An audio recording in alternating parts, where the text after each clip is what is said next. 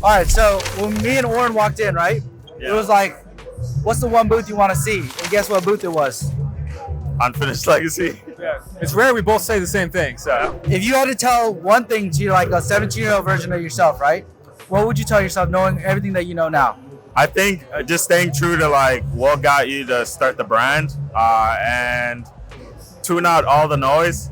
I mean, this industry is very noisy. There's a lot of people doing a lot of different things. I think if you stick true to like your vision and just know that it's a long road, you know, don't try to like see what other brands are doing and try to like emulate what they're doing and just like shoot for high numbers, but like try to build a strong foundation. Community is the most important thing out of this whole thing. Without the people, it means nothing. So what was it about this booth that you wanted to come see? I wanted to come in and ask, it's like, what is the piece you're most proud of? I just think it's interesting work, and I'm curious what resonates the most with you of what you made. I'm constantly aiming to make my favorite pieces. But one that really stands out to me is the Rebirth tee. Like that's a t-shirt that everybody knows. That's what has the butterflies all over. And I came with that kind of t-shirt around the pandemics when everything was shut down. I just locked myself in the studio and I was like, let me try to make something that's cool to me. And it was just all came from like DIY and didn't really get any influences from anywhere. A lot of brands go to like D2C, right? Why did you transition into going to wholesale? I mean, we haven't really fully transitioned into wholesale. Like we're still kind of dabbling and trying to figure out like what that process looks like. I know a lot of like streetwear brands I look up to. That's how they scaled, is getting into stores.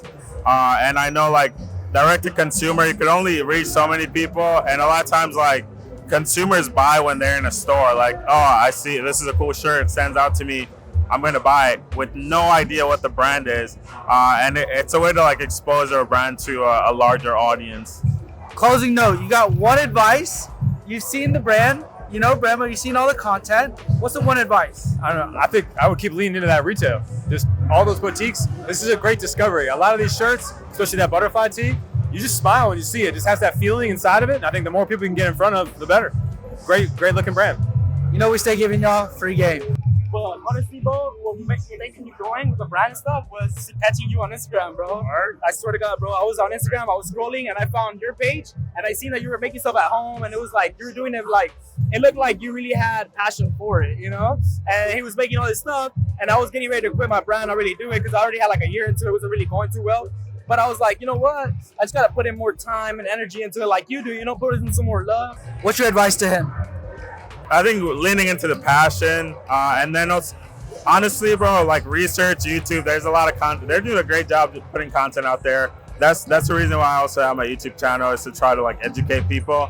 And with a lot of research, bro, like there's a lot of free game out there, and you can really educate yourself to like reach to that potential you're looking for. So guys, I don't know how I landed this interview. This guy's way more been in the game longer than me, right? Oh no.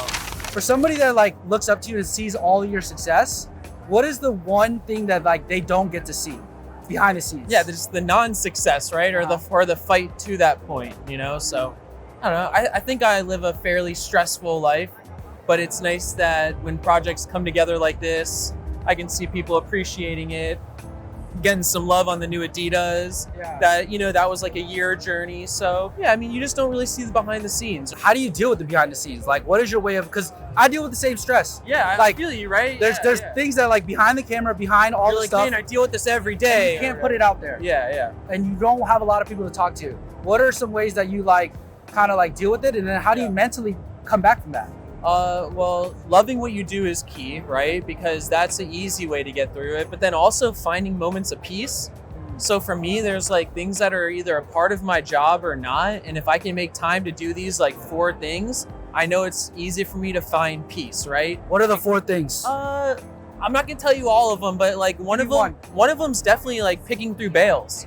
You know, like I'll picking through bale, like thrifting of tees, you know, from like a wholesale. Like I'll love just going and cracking a fresh bale and just going through like 100 pounds of tees real quick, and it's just peaceful. I find peace there, you know, so that's a good time. That's interesting. I did not expect you to say that. I thought you were gonna say fucking yoga, herbal tea, No. Ozempic. I don't know. Vintage shopping and traveling to Japan's my meditation, you know? That's so crazy. Yeah. If you could go back to your like 17-year-old self, knowing what you know now and being what you have been through, what's the one thing you would tell yourself? I would like more financial education. Yeah, it took me way too long to be financially educated, you know, on how that system works. So What are you doing differently now to learn more about that? Or like, are you, I don't know. I'm just trusting more people to be a part of my life, like a manager, an accountant, you know, things like that. And I just wish that I got that. I wish I grew up quicker, you know? Go to accounting class. So like in my hometown, right? There's not a round 2, but it's like a round AC, a version of it, right? Yeah, I get it. What does it feel like to start that entire, like the way you said, like you love cracking open the fresh air of a bill. You're the one that started that. What does it feel like to see other kids living that legacy?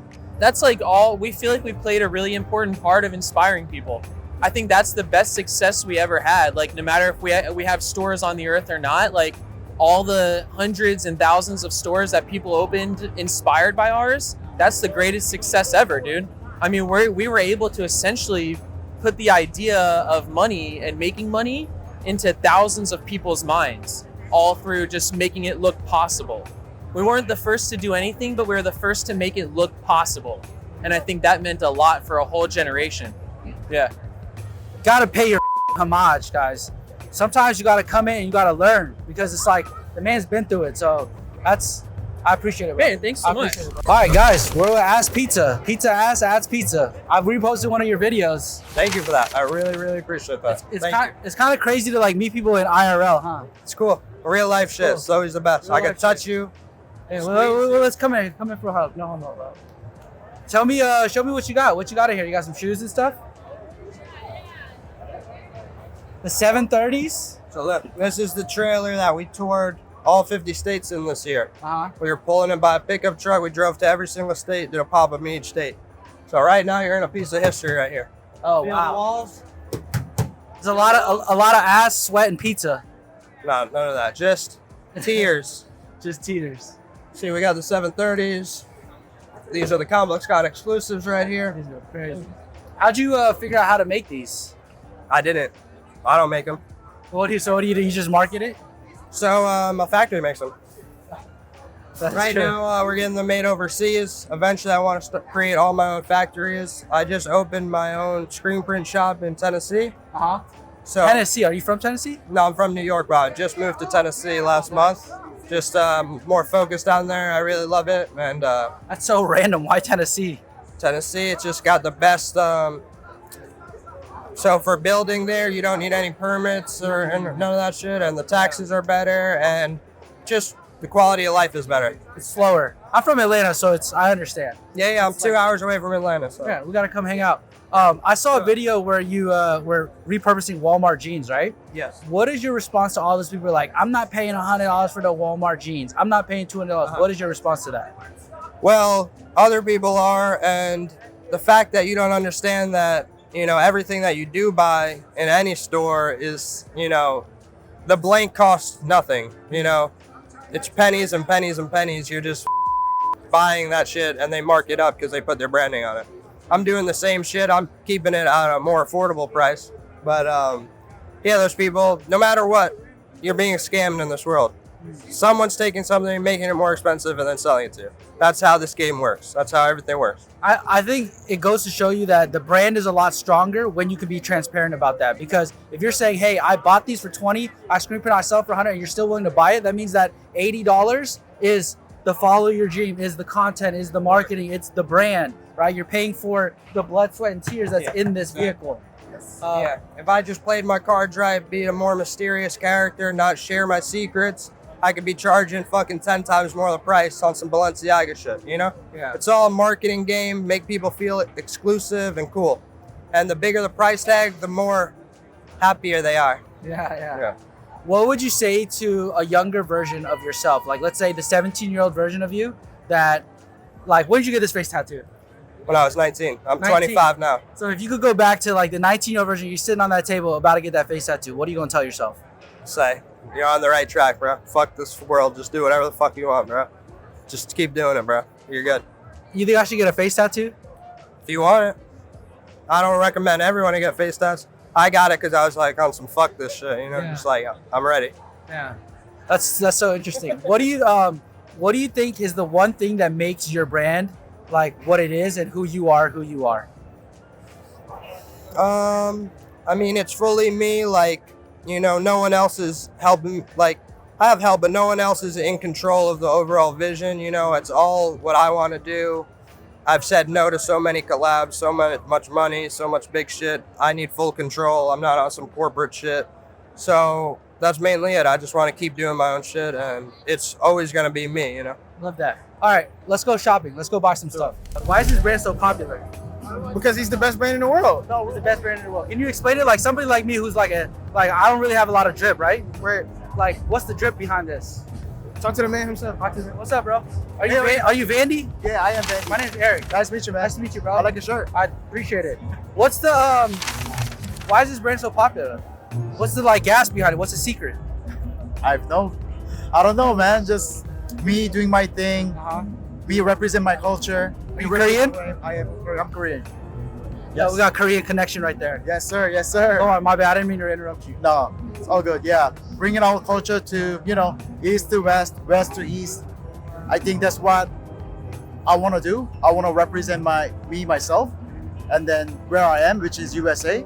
So it's all mixed up culture. And people. You born and raised here? No, I'm born and raised in Korea. Oh, and then when did you come over here?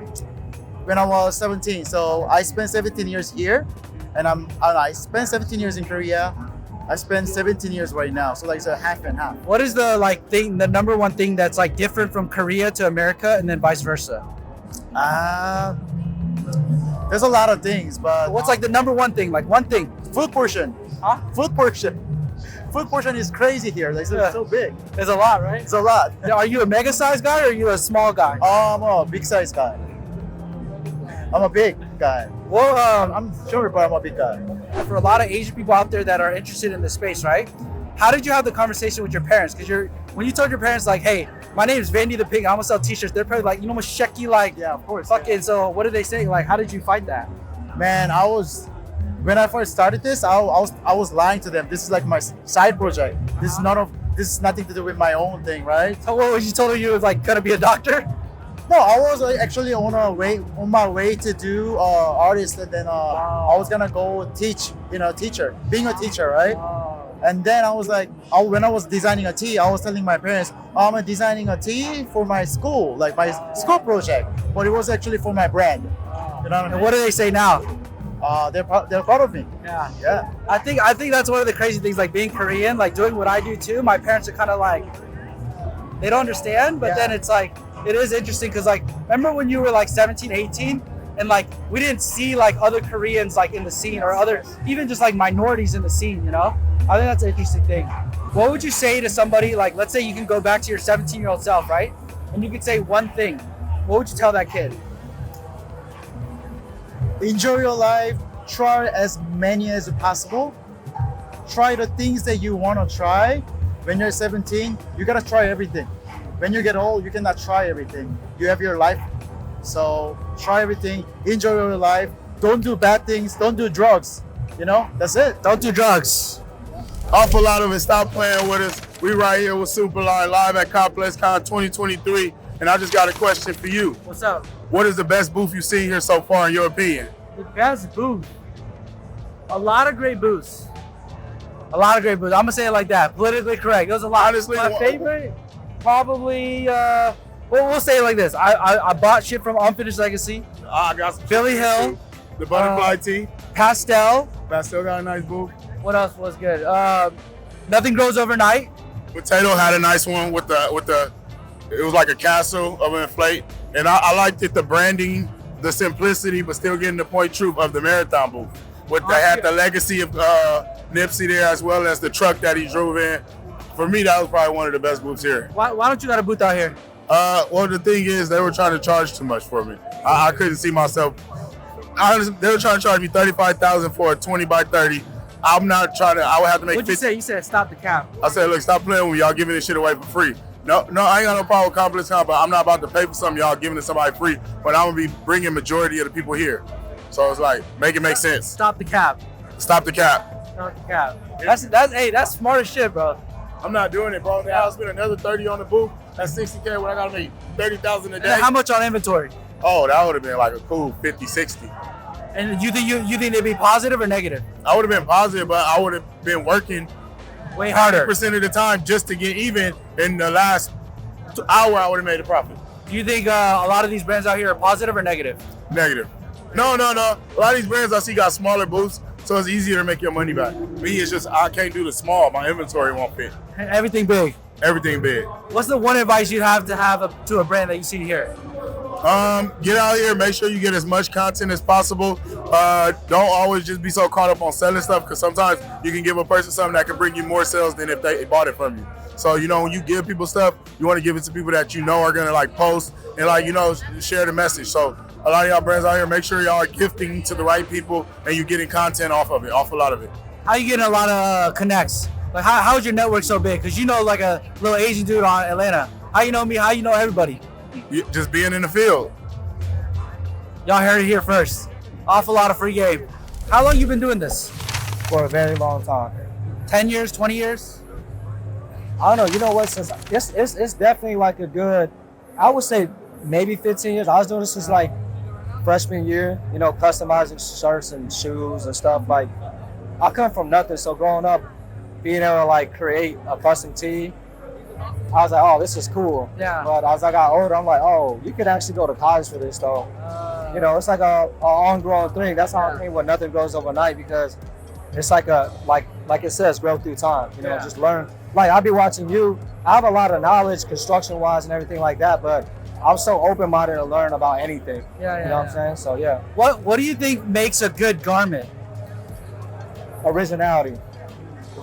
Sometimes you can never be mad if a person can't get the quality, whether they're a beginner level, mediocre, or high end level. But if you see the originality, creativity behind something, you're like, wow, that shit is dope. Where is the line of originality? Because there's that saying, good artists copy, great artists steal, right? Right. And even Virgil says the 3% rule, right? Where does the line of like original and like copy, where's that line drawn for you? I try my hardest not to rip somebody off, because I genuinely care so much about other people's ideas, including myself. But I feel like sometimes there's a way to really do it.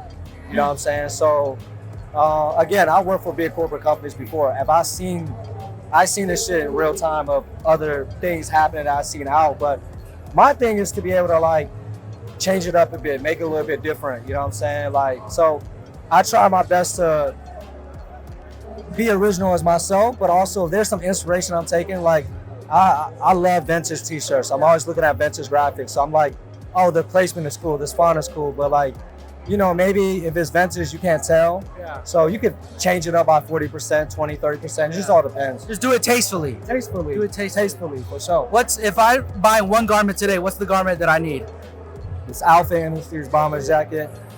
This is my first collab I did with them. I'll bring it out. Oh, that should go hard. How much is this? We got it for like $250. So I was able to do a collab with Alpha Industries. Again, my dad was a pilot. I love bomber jackets. You get 6 utility pockets, 3 on each side. Oh wait, check the custom tag, y'all. This ain't the regular. Yeah, it got 3. You got 3 on here, so like it just spells the brand. Can I get this jacket in a large? Can we do some like custom crazy shit to it? Yeah. Let's do that. So and then it's reversible too. Oh, that's crazy. Yeah. So I'm gonna get you this, and since you support me, I'm gonna bless you with a bag. I appreciate it. Bless you some shit. I got my brother Ray from here. We used to work at Levi's together when I was designing there. He's the Eureka Lab dying shit, doing all this type of crazy shit. You able to bring that shit full circle. He's here today doing some shit with me.